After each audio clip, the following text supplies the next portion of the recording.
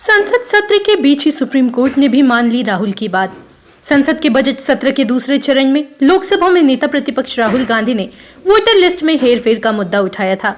उन्होंने इस मुद्दे पर जल्द से जल्द चर्चा की मांग रखते हुए कहा था कि पूरे देश में वोटर लिस्ट पर सवाल उठ रहे हैं। हर राज्य में, खास तौर पर महाराष्ट्र में black and white voter list पर सवाल उठ रहे हैं, इसलिए यह जरूरी है कि वोटर लिस्ट पर यहाँ सदन में डिस्कशन हो जाए।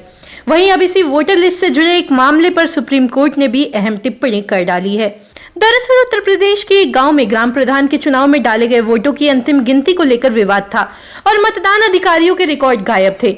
यह मामला जब सुप्रीम कोर्ट पहुंचा तो पीठ ने वोट की पवित्रता बनाए रखने की आवश्यकता पर जोर देते हुए इलाहाबाद हाई कोर्ट के उस आदेश को रद्द कर दिया जिसमें हाई कोर्ट ने एसडीएम द्वारा दोबारा गणना के आदेश को निरस्त कर दिया था।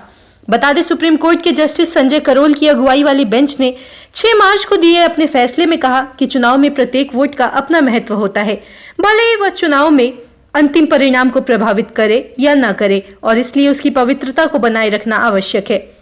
चुनाव से संबंधित प्रत्येक दस्तावेज महत्वपूर्ण होता है और इसे सुरक्षित रखने के लिए हर संभव प्रयास किया जाना चाहिए। बता चले, सुप्रीम कोर्ट ने जोर देते हुए साफ कहा कि उसका उद्देश्य यह नहीं है कि कौन जीता, बल्कि यह देखना है कि प्रक्रिया उचित थी या नहीं। यह प्रक्रिया संवैधानिक सिद्धांतों और स्थापित मानकों के अनुरूप होनी चाहिए। अगर ऐसा नहीं है तो उस व्यक्ति को पावर से हटा दिया जाना चाहिए और जनता द्वारा निर्णय की प्रक्रिया को पुनः शुरू किया जाना चाहिए। कोर्ट ने माना कि इस मामले में पुनः गणना उचित होगी।